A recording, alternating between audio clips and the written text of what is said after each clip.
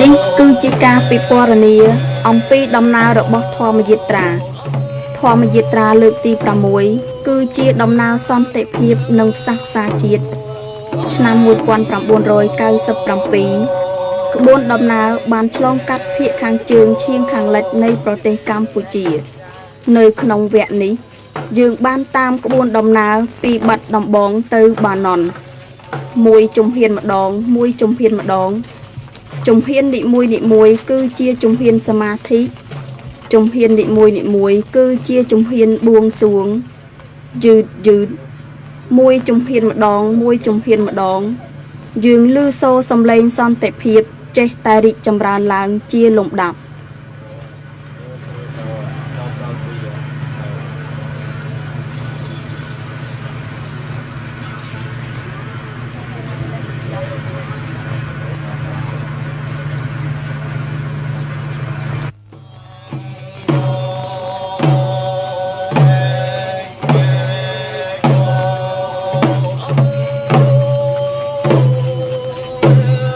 សូមស្ដាប់ដោយប្រុងប្រយ័ត្ន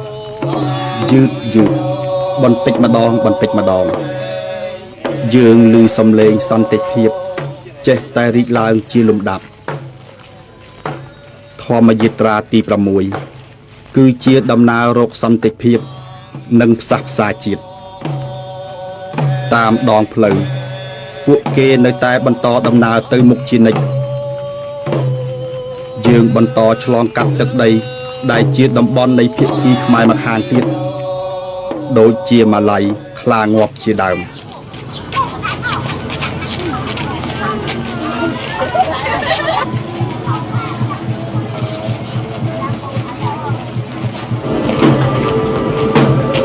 ឆ្នាំនេះសម្ដេចមហាឃោសនន្ទជាប្រមុខស្មារតីនៃធម្មយាត្រាបានដឹកនាំក្បួនដំណើរចូលទៅក្នុងអតីតទឹកដីខ្មែរក្រហមគ្រប់ទីកន្លែងយើងបានឃើញការឈឺចាប់ដក់នៅក្នុងកាយភ្នែកប្រជាជនលាយឡំជាមួយនឹងក្តីសង្ឃឹមខ្លះគ្រប់ទីកន្លែងប្រជាជនរងចាំយើងចូលរួមជាមួយយើងគ្រប់ទីកន្លែងប្រជាជនគាំទ្រយើងមនុស្សជាច្រើនដែលបានស្លាប់និងមនុស្សជាច្រើនដែលបានព្រាត់ប្រាសគ្រួសារនិងអ្នកដែលជាទីស្រឡាញ់ហើយបន្សល់ទុកនៅតែក្តីស្រមៃនិងរឿងរ៉ាវយ៉ាងច្រើនរបស់គេយើងបានជួបបងប្រុសម្នាក់ឈ្មោះតាមុលដែលពិការជាម្ខាងដោយសាមីនហើយបន្តការចិញ្ចឹមជីវិតនៅកណ្ដាលចំការមីនស្រុកបាណន់តទៅទៀតខ្ញុំពិការជើងដោយសារសង្គ្រាមតែខ្ញុំឮសម្ដេចសង្ឃធម្មយាត្រាហើយធម្មយាត្រាមកស្រុកបណ្ណន់ខ្ញុំដើម្បីលោកស្វែងរកសន្តិភាពជូនប្រជាជនកុំដើម្បីកុំឲ្យមានកបฏដៃកបฏជើងរបៀបដូចខ្ញុំតទៅមុខទៀតហើយបញ្ឈប់រឿងដាក់មីនដាក់អីដើម្បីរកសន្តិភាពឲ្យជូនប្រជាជនអញ្ចឹងហើយថ្ងៃស្អែកហ្នឹងលោកហើយមកធម្មយាត្រាមកវត្តបណ្ណន់មកចំនឹងកន្លែងសាលាស្រុកបណ្ណន់នឹងដែរ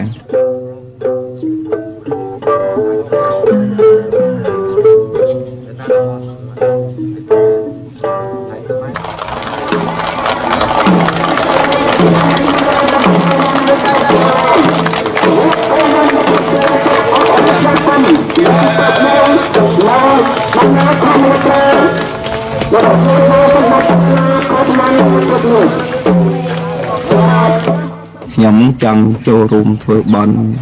ជាមួយសម្ដេចមានដូចជាបាយអីចហាន់ឬធ្វើគេចហាន់មិនដឹងតែព្រោះអ្នកប្រសក់គេមកច្រើនណាស់គេមកតាមសម្ដេចហ្នឹងចង់ជូនបាយកញ្ចប់ឬពិច័យអីតិចតួចជូនដល់លោកធ្វើមុនធ្វើដំណើរទៅខាងស្រុកគេផ្សេងទៀតព្រមមានមកត្រឹមចប់ត្រឹមស្រុកបណ្ណន់នេះរហូតទៅដល់ណែកន្លែងស្រុកបៃលិនអីឬទៅម៉ាឡៃទៅឯណាស្អីខៅខ្លាំងងាប់ខ្លាអីណាថតទៅទៀតយើងបានជួបមនុស្សដូចតាមុលនេះជាច្រើនទៀតនៅក្នុងដំណើររបស់យើង មីននៅសល់ច្រើនណាស់ពីពេលដីប្រហែលជា7លានគ្រាប់ហើយកំពុងតែពួនសំងំរងចាំអ្នកដែលជាដៃគូរបស់វាមីនមិនបានដឹងផងទេថាសង្គ្រាមចប់ហើយឬនៅនោះកាកសំណល់នៃសង្គ្រាមដ៏អាក្រក់នេះវាបន្តសម្លាប់និងធ្វើឲ្យពិការដល់មនុស្សដូចតាមូលនេះជាដើមតើមានផ្លូវណាដែលអាចបញ្ចប់នៅទុក្ខសោកអស់ទាំងនេះបានក្នុងដំណើររបស់យើងសម្ដេចមហាឃោសននតែងតែទេសនាប្រោះសត្វទាំងឡាយហើយតែងតែផ្ដល់នៅដំបូន្មានតាមពុទ្ធឱវាទនិងក្តីសង្ឃឹមដល់ពួកគេការប្រុងប្រយ័ត្ននឹងជាពាក្យពោលបំផុតរបស់ពុទ្ធដែរហើយប្រុងប្រយ័ត្នតើយើងប្រុងប្រយ័ត្នគ្រប់ជំហានហើយយើងដើរទៅផ្លត់មិនបានដឹងជំហានរបស់យើងទៅជន់លើមីនហ្នឹងយកតើយើងមានសិល5ហើយនឹងធម៌5ទៅបានការពារខ្លួនយើងបានបងนั่นคือดำเนินธรรมยตราโยมคือดาวตามธอคือดาวตามกอลยานธอปรามย่างให้หนึ่งนิจเซลปรามย่างพอจิกูเพียโดยเชิงปีจังโยมสำหรับดาวสัตว์เฮลมิตตัวเมียนสลับปีวันมหาบาลให้ทางโปรเจกต์ตัวเมียนสัตย์ที่แห่งปัญญายังเชื่อบนบ้าปนแต่เมียนปัญญาสำหรับการเปียกครวน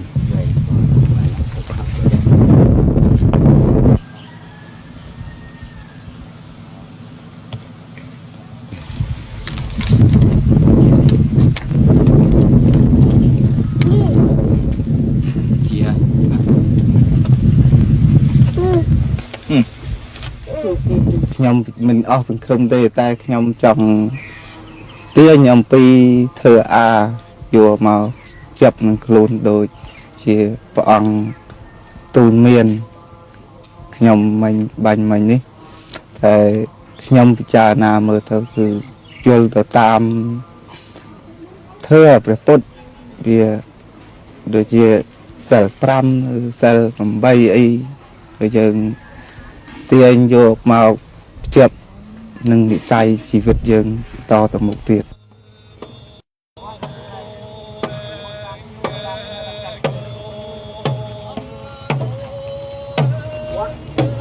គ្រួសារតាមុលរស់ពីមួយថ្ងៃទៅមួយថ្ងៃគេរស់ដោយចេញទៅរកស៊ីក្នុងចំការមីនតាមុលពិការជើងមកខាងរួចទៅហើយឲ្យសាមីនប៉ុន្តែដើម្បីរស់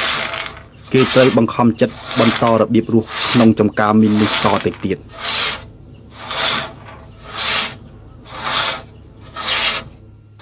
ខ្ញុំក៏បានធ្វើដំណើរទៅព្រៃទៅកាត់ឈើមកធ្វើគ្រឿងតែដល់ពេលនេះទៅចៃដន្យទៅជួបមីនហ្នឹងអាមីនដែលខ្ញុំកាន់ហ្នឹងក៏យកដោះវាមកកែលោមានអ្នកខាងក្រោយគេទៅគេគ្រោះថ្នាក់ឯដោយសារមីនហ្នឹងក៏ខ្ញុំអ្នកដែលធ្លាប់ចេះតិចតួចមកក៏ខ្ញុំដោះមកហើយដល់នេះអានេះដោះមកក៏មិនអត់ប្រយោជន៍ទេខ្ញុំយកមកលក់ឲ្យពួកម៉ូតូវាទិញទៅធ្វើសមីមកឡង់សមីឡង់អីម៉ូតូហ្នឹងតម្លៃវា300ខ្មែរយើងហ្នឹងមិន$300បាតអីទេហើយខ្ញុំយកមកកន្លែងកាន់ទិញនេះទិញនោះអីពីជែងពីអីហូបទៅហើយទិញតក់ជូកតក់អីខ្លះវាមិនបានប្រហែលប្រាន់ទេហើយអាម៉ាសេវនេះខ្ញុំយកទៅលក់ឲ្យពួកចុចថ្មកែវអាថ្មកែវថ្មអីទេគេទិញយកទៅធ្វើ1គីឡូ2500ដែរអារឿងអង្គការស៊ីម៉ាក់នេះដែលគេមូលហេតុដែលគេមិនមកខ្ញុំក៏មិនដឹងដែរមកវាអត់ផ្លូវអត់ខ្នល់ក៏មិនដឹងទេប៉ុន្តែចិត្តខ្ញុំនឹងចង់ឲ្យគេមកដែរចង់ឲ្យអង្គការស៊ីម៉ាក់ហ្នឹងមកដោះខាងដីស្រែខាងប្រជាជននេះដើម្បីស្រួលងាយមើលគោលើភ្ជូរស្រែជួយចការអីឲ្យបានសុខសប្បាយកូនក្មេងវាដើរលេងទៅរស់សัตว์រស់ផលិតអីក៏វាស្រួលចិត្តដែរប៉ុន្តែទៅពេលនេះវាអត់មានពួកអង្គការស៊ីម៉ាក់មកទៅដល់ពេលនេះខ្ញុំក៏ដើរទៅជួបទៅដោះតែមីនហ្នឹងប៉ុន្តែគោលបំណងខ្ញុំមិនទៅដោះរកដីស្រែទៅដីចការអីអត់ទេព្រោះខ្ញុំបើកផ្លូវខ្ញុំនឹងទៅកាត់ឈើបាទ tàu cắt chớ bờ ở đây sai đây nhom đó nó vừa thay mình ban nhóm bên là vừa nào lơ phụ đại khôn đấy đầy nữa mình bán nhom tê bạn nhóm rồi ta chờ rồi mà thôi cường cơ tay ấy nữa ấy chân pra nông cừu xa nhom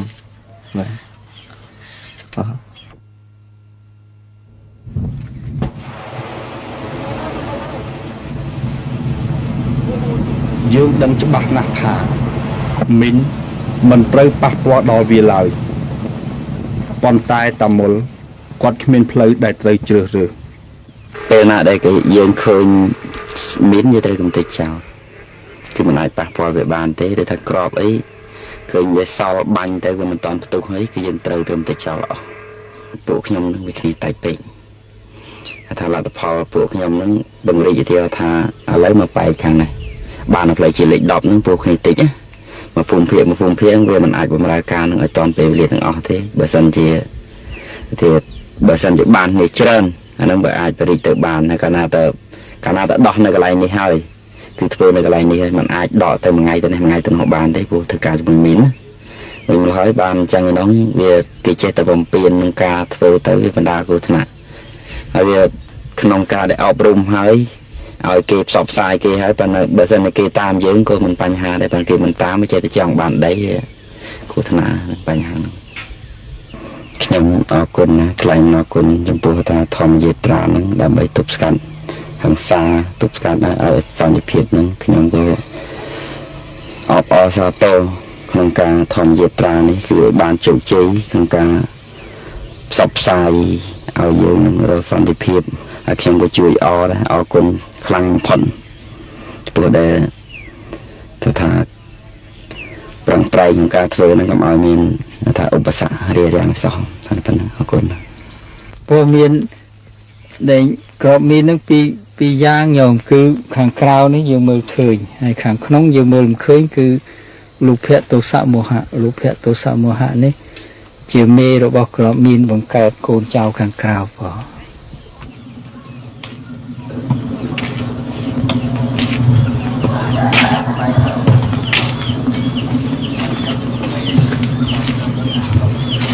អត់មកទេមកណាអត់ទេអត់ក៏តុងមិនទៅលើ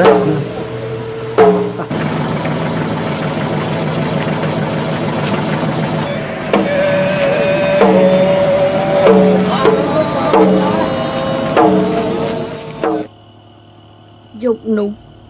នៅរតនមណ្ឌលយើងឮសូរព្រះធម៌ទេសល្វើយ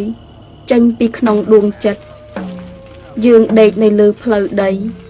ដែលពោពេញទៅដោយមីនរាប់ពាន់នៅជុំវិញខ្លួន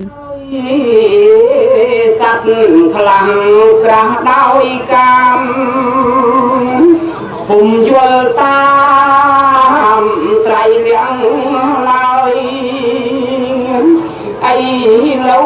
យល់ខ្លាំងហើយដោយអំណាចព្រះមានបុណ្យបើបានស្ដាប់ទេសនា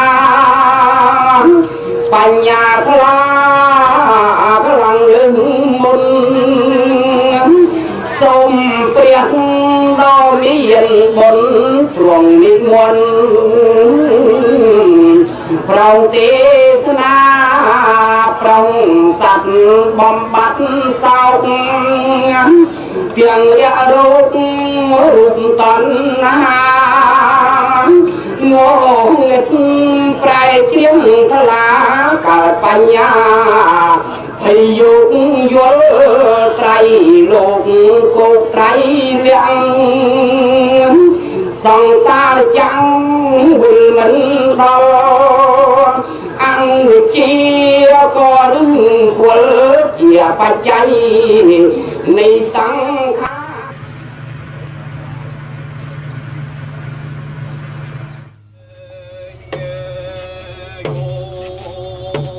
សូមស្ដាប់ដោយប្រុងប្រយ័ត្ន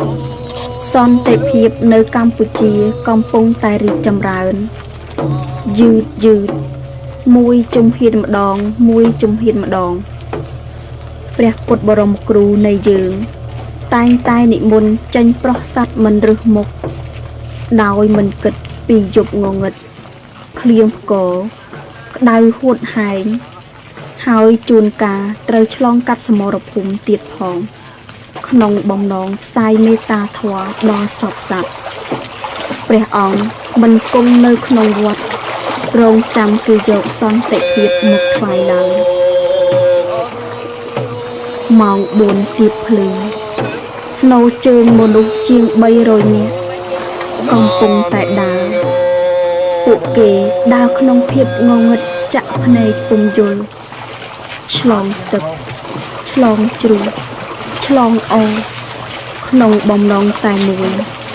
គឺសុំសន្តិភាពនិងផ្សះផ្សាជាតិ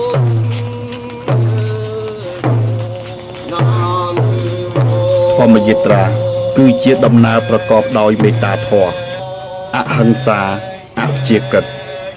កន្លងទៅថ្មីនេះសង្គ្រាមដ៏ក្តៅកគុកដោយភ្នំភ្លើងមួយបានផ្ទុះឡើងច្រានទៅច្រានមកបីដូចជាទឹករលកដែលជួរហើយញែកហើយជួរវិញមិនចេះចប់ឡើយមានកុមារជាច្រើនប្រឈមមុខនឹងការលំបាកនៅកម្ពុជាដូចជាក្មេងកំព្រាក្មេងអនាថាកុមារត្រូវបង្ខំធ្វើការលំបាកបាក់កម្លាំងនិងកុមារដែលរស់នៅក្នុងភាពក្រីក្រហួសក្នុងចំណោមកុមារ10នាក់គឺម្នាក់ទៅស្លាប់មុនអាយុគេបាន1ឆ្នាំក្នុងចំណោម5នាក់ម្នាក់ដែលឥតបានឃើញពន្លឺឆ្នាំ2000តាមផ្លូវយើងបានជួបកុមារជាច្រើនដែលនិយាយពីរឿងរ៉ាវពីជីវិតរបស់គេប្រាប់យើងថាថ្ងៃមួយខ្ញុំកំពុងទៅរៀនគ្រាប់ធ្លាក់មុខសាលាផ្ទុះនឹងខ្លាំងទាំងគេទាំងខ្ញុំមិនគិតអ្វីទាំងអស់រត់តែសម្ដៅផ្ទះគ្រូទៅផ្សេងខ្ញុំសិស្សទៅផ្សេងខ្ញុំរត់ទៅផ្ទះខ្ញុំតែខ្ញុំមិនដឹងកំណាលរបួសមិនទេខ្ញុំមិនចង់ឲ្យគ្រាប់ធ្លាក់ទៀតទេមើលរោវេទនាខ្លាអត់បានរៀនខ្លាគ្រាប់បុលទៅធ្លាក់រត់អត់បានរៀនសោះបើគេអត់បាញ់គ្នាអត់យកគ្រាប់មកប្រទេសខ្មែរបានសុខសន្តិភាពទាំងអស់គ្នាមានខ្ញុំតែម្នាក់ឯងទេបានទាំងអស់គ្នា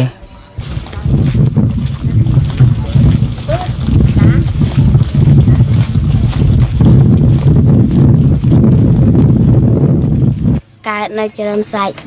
2គេដឹកឲ្យមកនៅ7លឺភ្លើងបានគ្នាថ្ងៃហ្នឹងចូលឆ្នាំគេបានគ្នាមកដកឡើងកាត់អូនខ្ញុំពេលទៅលើមកបានគ្នាមែនតើ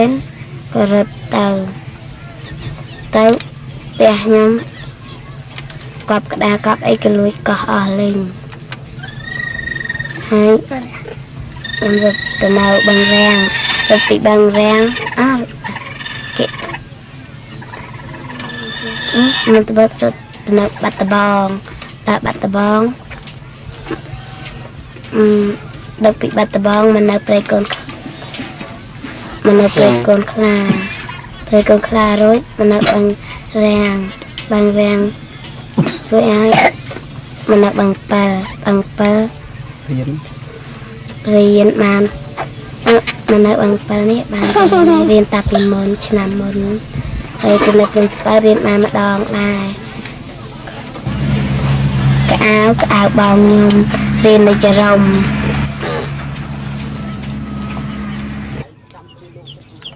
បើដើមឈើយ៉ាងហោចណាស់ក៏ត្រូវការពេល10ឆ្នាំដែរទើបបានផ្លែផ្កាឯមនុស្សត្រូវការពេល100ឆ្នាំ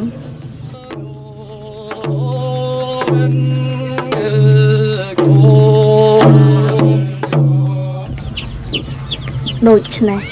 កុមារត្រូវការពេលវេលានិងលក្ខខណ្ឌសម្រាប់លូតលាស់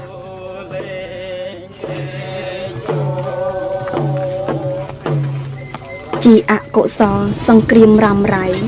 បានជំនះគ្រួសារជាច្រើនពីកន្លែងមួយទៅកន្លែងមួយសាលាត្រូវឆេះខ្ទេចខ្ទី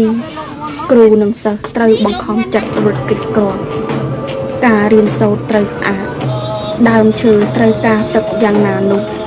កុមារត្រូវការសាលាយ៉ាងនោះដែរ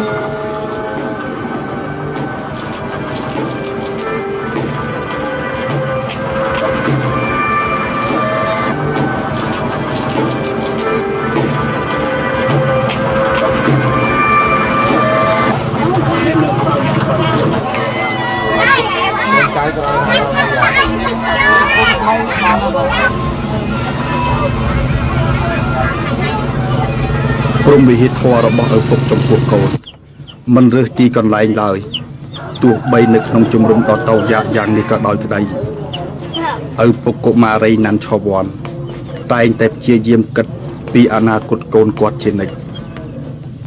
ខ្ញុំចង់បានសន្តិភាពនេះព្រោះអីថាខ្ញុំចង់បានថាកូនចៅចំនួនសាក្រោយគ្នាឡាយតរត់លូនទៅវាមិនបានរៀនសូត្រហើយខ្ញុំចាស់ហើយវាលែងគិតហើយទោះបីសន្តិភាពមិនសន្តិភាពអីវាចំណាស់ណាស់ហើយប៉ុន្តែចង់សន្តិភាពឲ្យកូនតូចតូចទេគ្មានមិនចេះអសរចេះអីហើយយ៉ាប់ដើររកស៊ីអីក៏ទៅណាមិនរួចឡើយនៅផ្ទះមើលកូនមើលចៅកូនក៏ទៅណាក៏មិនរួចមិនហ៊ានឲ្យដើរខ្លាចឥឡូវបានសន្តិភាពទៅខ្ញុំត្រេកអរណា រៀបស្រាប់តែវាភ្ញាក់ហើយដើររកសัตว์ពេញមួយថ្ងៃហើយកុំឲ្យតែបានប្រទះសัตว์អីមួយគ្រប់ដណ្ដប់ទៅលើសំបុកព្រៀបភ្នំធ្វើឲ្យសัตว์ទាំង4ណាសត្វទាំង4ជាងទាំងអស់គ្នាជាពុទ្ធបរិស័ទទូទាំងព្រះរាជាណាចក្រកម្ពុជានាំគ្នាធ្វើបុណ្យរៀងរាល់ថ្ងៃមិនថាតិចឬច្រើន អាត្មាឮគេនិយាយច្រើនថាដូចជាស្នឹងជាដើមដូចជាប៉ៃឡែនម៉ាឡៃជាដើមថាសម្បូរមីនច្រើនមីនវាមិនស្គាល់មនុស្សតាមស្គាល់តាលោកស្គាល់ថាស្ដាច់អើយនេះបើថាតាដើចំវាដឹងថាបន្ទុះជើងមក បដិជគុណផាន់សម្បានមានបំណងចូលរួមធម្មយាត្រាតាំងពីឆ្នាំមុនម្លេះប៉ុន្តែដោយបច្ចុប្បន្នតិចពេកទើបរងចាំរហូតដល់ឆ្នាំនេះ តែត្រូវការសន្តិភាពនោះដើម្បីឲ្យជារះយើងឲ្យមានការអស់មីនអើយក្មៃនៅមីនវាកូនក្មេងវាស្បាយរត់លេងដូចជាទឹកខ្វៀលគោអើយទៅវាដល់ជឿនទៅកំបត់ដៃកំបត់ជើងទៅគ្នាធ្វើលេងកើតទៅនៅតែផ្ទះទៅដល់អញ្ចឹងទៅគ្នាមានរត់ធ្វើស្រែរូស៊ីអើយកើតបើគេអ្នកមានទៅចេះថារូស៊ីអើយកើតបងប្អូនគេមានអើយចេះតែក្រានដល់គ្នាអ្នកក្រដល់សុំមកទៀនគេ ស្មាធ្លាប់ឃើញដូចជាសុំតាមវត្តសុំលោកលែងសុំថ្មក៏លែងអើយដែរទៅមកធ្វើដំណើរទៅសៀមរាបអញ្ចឹងទៅដូចថាធ្វើទៅបងប្អូនគេដេញខ្ញុំកណាដេញបាញ់អើយចេះអញ្ចឹងទៅសុំទៅថ្មក៏អើយទៅ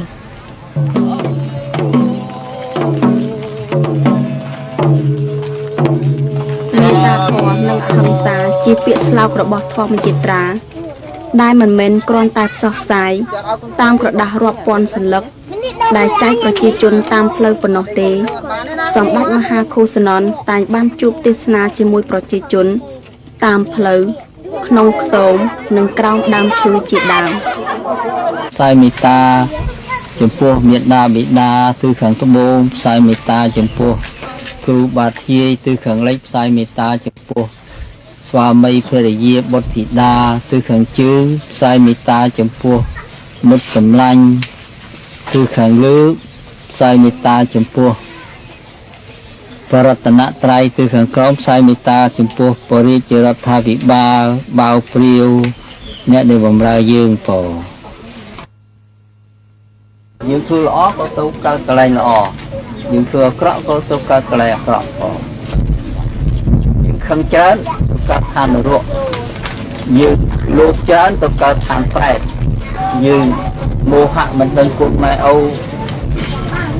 នឹងទៅកើតជាសត្វដេរិឆានហើយយើងមានហេរិអតបៈទៅកើតជាទេវតាយើងសម្រាប់សត្វកើតមកអាយុខ្លីនឹងធប់ព្រះឃើញចឹងទៅ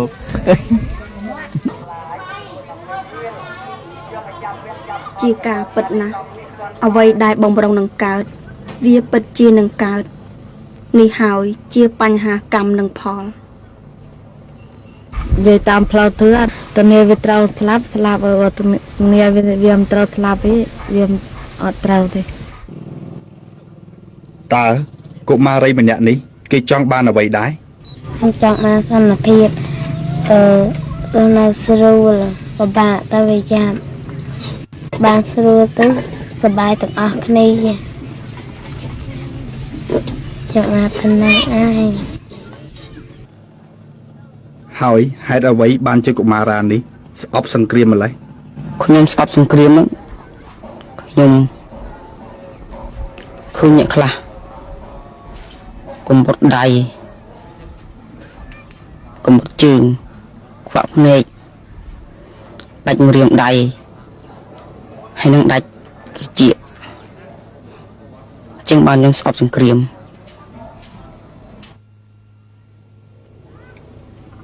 ដើម្បីឲ្យក្របពូជដ៏តូចល្អិតមួយនេះនឹងផ្ដល់ផ្លែផ្កាក្នុងអនាគតកាលបាននោះ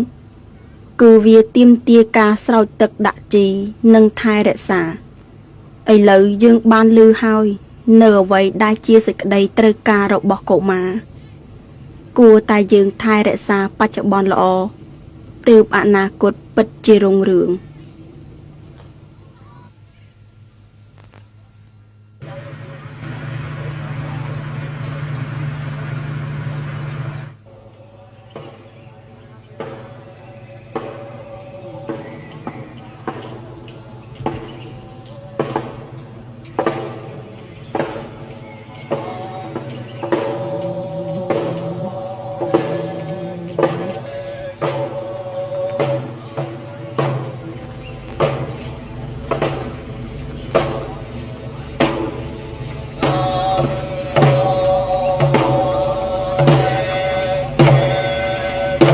រដូវក្តៅស្ងួតហែងនៅរតនមណ្ឌលកណ្ដាលទ្រូងព្រៃដ៏ស្ងាត់ជ្រងំកងទ័ពកំពុងតែធ្វើដំណើរឆ្ពោះទៅបៃលិនក៏ប៉ុន្តែម្ដងនេះជាកងទ័ពសន្តិភាពជាទ័ពរបស់ព្រះពុទ្ធយើងនឹងបាញ់ប្រជាជនដោយក្របកំភ្លើងមេត្តាហើយចាក់នឹងកំបិតករុណាទ័ពព្រះពុទ្ធប្រកាន់ភ្ជាប់នៅអព្យាក្រឹតភាពក្នុងចិត្តរបស់យើងម្នាក់ពោពេញទៅដោយក្តីអាណិតនិងស្រឡាញ់យើងព្យាយាមដើរជៀសវាសឲ្យឆ្ងាយនៃផ្លូវហិង្សាគោលដៅរបស់យើងគឺឈានទៅរកការបញ្ចប់នៅទុក្ខវេទនាតាមការសន្តោសគ្នាទៅវិញទៅមកក្នុងស្មារតីគ្មានក្តីសុខណាស្មើនឹងសុខសន្តិភាពឡើយនេះគឺជាពុទ្ធដីការបស់សម្ដេចមហាកុសនន្ទជាប្រមុខស្មារតីនៃធម្មយាត្រាយើងធ្វើដំណើរជាមួយលោកឆ្លងកាត់សមរភូមិឆ្លងកាត់ព្រំប្រទល់ចាស់ដែលយើងមិនអាចឆ្លងកាត់បានតែឥឡូវគេបែរជាទទួលយើងដោយក្តីរាក់ទាក់និងកក់ក្ដៅបំផុត និយាយអំពីរឿងធម្មយាត្រាហ្នឹងខ្ញុំឮជាថាជា2ខែមុនមកដែរបងណាខ្ញុំដំណើរបានឃើញឥឡូវបានឃើញផ្ទាល់នឹងភ្នែកខ្ញុំមានការសប្បាយចិត្តនឹងសូមបួងសួងដល់ទេវតាដើម្បីថែរក្សាសន្តិភាពប្រទេសខ្មែរយើងឲ្យបានរីកចម្រើនតទៅថ្ងៃមុខ នៅខែមេសាឆ្នាំ 1994 ធម្មយាត្រាបានត្រូវទទួលគ្រោះថ្នាក់ដោយសារការប៉ះទង្គិចរវាងទ័ពរដ្ឋាភិបាលនិងទាហានខ្មែរក្រហមរហូតបណ្ដាលឲ្យមានសក្កុតព្រះសង្ឃនិងដូនជីមួយចំនួនត្រូវរបួសហេតុការណ៍អស់ទាំងនេះបានកើតឡើងនៅតាមបណ្ដោយផ្លូវពីកំពង់ពួយទៅបាវលពេលដែលធម្មយាត្រាបានខិតជិតទៅដល់តំបន់ខ្មែរក្រហមនៅបៃលិន រឿងចាស់បើយើងលើកមកនិយាយវានៅមានបញ្ហាចងក្រងទៀតណា ចាំបានថារឿងចាស់យើងក៏និយាយការធម្មយាត្រាហ្នឹងគឺធម្មតានេះគឺថាក្នុងសង្គ្រាមណាបងក្នុងសង្គ្រាមធម្មតាធម្មយាត្រាវាមានទាហានអីមកអញ្ចឹងបាទមានទាហានចូលរួមនោះវាដើរអាចកាត់នោះក៏ហើយវាការធ្វើសង្គ្រាមវាការធម្មតាទេតាមផ្លូវទៅម៉ាឡៃយើងបានជួបអតីតមេទ័ពខ្មែរក្រហមនិងគ្រួសាររបស់គេជាមេបញ្ជាការម្នាក់ក្នុងចំណោមមេបញ្ជាការផ្សេងទៀតដែលបានប្រយុទ្ធជាមួយទ័ពរដ្ឋាភិបាលចំពេលដែលធម្មយាត្រាឆ្លងកាត់នោះវាគូបងឯងវាខ្មាំងទៅត្រូវមួយខ្ញុំយ៉ាងឃើញបងខ្ញុំឃើញបងឯងហើយខ្ញុំមិនធ្វើមិនកើតអញ្ចឹងបងការជារឿងហ្នឹងវាធម្មតាទេការយើងនៅធ្វើសង្គ្រាមការហ្នឹងគឺការហ្នឹងលោកក៏ចង់ថាផ្សះផ្សាណាផ្សះផ្សាដើម្បីឲ្យខាងនេះយល់ពីការផ្សះផ្សាគ្នាខាងនោះណាទឹកចិត្តខាងនោះខាងនេះតែដល់នេះទៅបើខ្ញុំនិយាយថាខាងខ្ញុំនេះមិនធ្វើបងឯងធ្វើខ្ញុំឥឡូវលោកមកនេះដូចបងឯងគេថាបងឯងមកធម្មយាត្រាមកណាបងឯងពីមុនអត់ដែលឃើញដែលលឺកិនទៅលឺតែឃើញខ្ញុំណាឥឡូវឃើញទាំងភ្នែកគេថាមុនគេពាក្យចាគេថាមាត់ស្រីគៀនចំោះធំក្លិនទៅជាលឺភ្នែកឃើញបាទអាហ្នឹងដល់ភ្នែកឃើញទៅបានជាក់ស្ដែង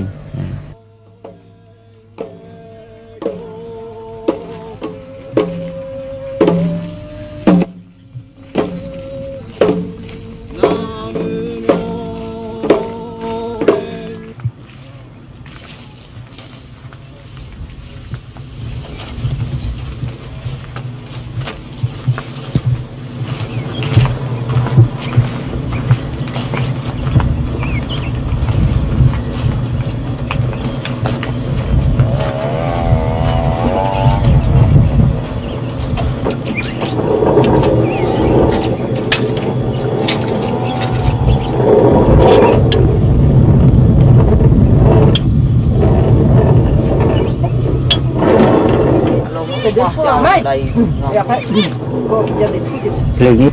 គោលខាងរដ្ឋាភិបាលបានសន្តិភាពទៅគឺថាទីយើងគឺភូមិយើងក៏បានកងកាំងរុងរឿងបូរតបាយ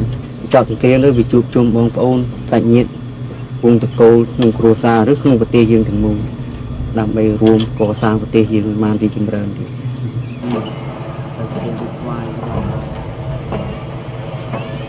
នេះកូនខ្ញុំមកហៅពូណាកូនខ្ញុំទៅនៅ3ឆ្នាំនៅទន្លេសាបមកវិញកូនហៅពូណាតែថ្នាក់ហ្នឹងផ្លូវចិត្តណាអញ្ចឹងបានខ្ញុំថាបានតែចប់សង្គ្រាមបានជួបជុំប្រពន្ធកូនចៅបានរស់ស៊ីបានឃើញមុខកូនណាកូនឈឺកូនលីអីយើងដឹងណាអញ្ចឹងខ្ញុំអន់ណាមិនចង់ទេខ្ញុំថាបនកហើយក៏បនកហើយដូចពាក្យចាស់គេមើលគេថា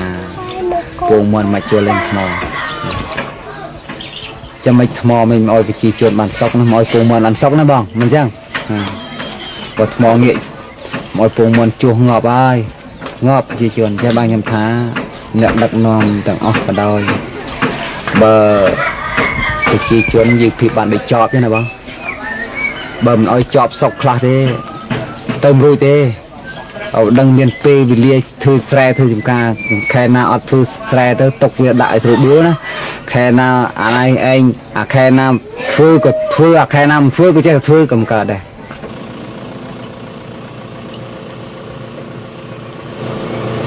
បងវាបែរទៅបងគឺពុលខែនេះយើងបែរតែខាត់ពុលលោកអ្នកពិសេសទីសុខទីសុខហើយក៏បានទៅពេលសុខទីបានជួយដល់អ្នកបានសង្ឃឹមសាធុសាធុទេបតៈខេណានិកត្វានលផន្តតិបតៈខេនីយ៉ាបានកណ្ដាលថាបើការលំបាកមិនក៏លទីសងចិត្តណាបងបាទ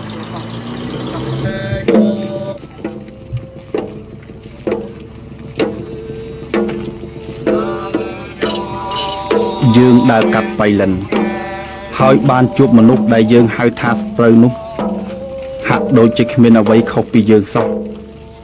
ពួកគេជាប្រជាជនសាមញ្ញហើយសុទ្ធតែបានទទួលការឈឺចាប់គេលើកដៃសំពះបួងសួងសុំសន្តិភាពនិងផ្សះផ្សាជាតិដូចយើងរាល់គ្នាដែរ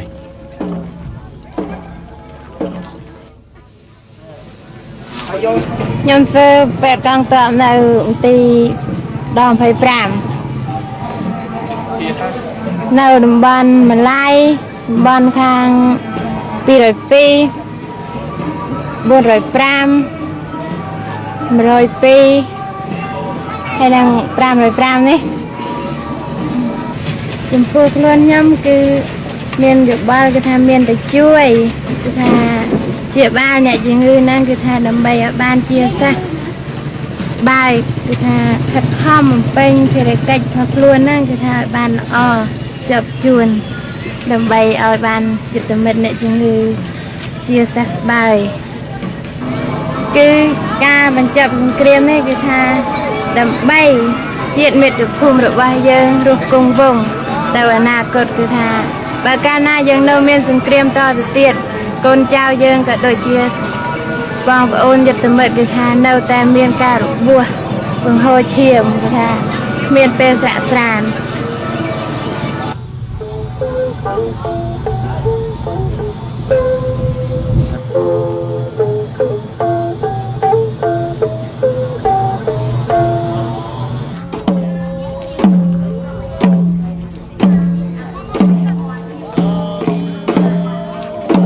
tôi chặt nè tôi chặt đời ta bật tiệc luôn đời cả từng kriêm khi thà còi mó khi thà luôn mình đan tôi chặt để pro luôn thì cả đời ta từng kriêm khi thà khát khom bầm pin tầm đây bị chia đời luôn anh đập bay đặt ra chi tiệp nông công cua sa đôi tay ở tiền liên toàn thực tiệpตัวตาเขาเต้าดำใบหนึ่งเจ็ดแม่บานตกซานสบายรี ខ្ញុំមាននេតិជាវរៈសនាធំកងពិសេសកងអន្តរាគមនៅប្រចាំសមរភូមិបៃលិនថាក្នុងកងពល415ក្នុងគំនិតនិងទស្សនៈប្រជាជនកងទ័ពនៅតំបន់បៃលិនគឺថាត្រូវបញ្ចប់សង្គ្រាមហើយអត់មានបន្តដូរកំភ្លើងដូរអីតទៅទៀតទេថាបញ្ចប់សូម្បីគឺកំភ្លើងក៏មិនចង់កាន់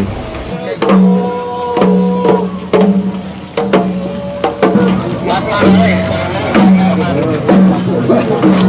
cho kênh Ghiền Mì Gõ để không bỏ lỡ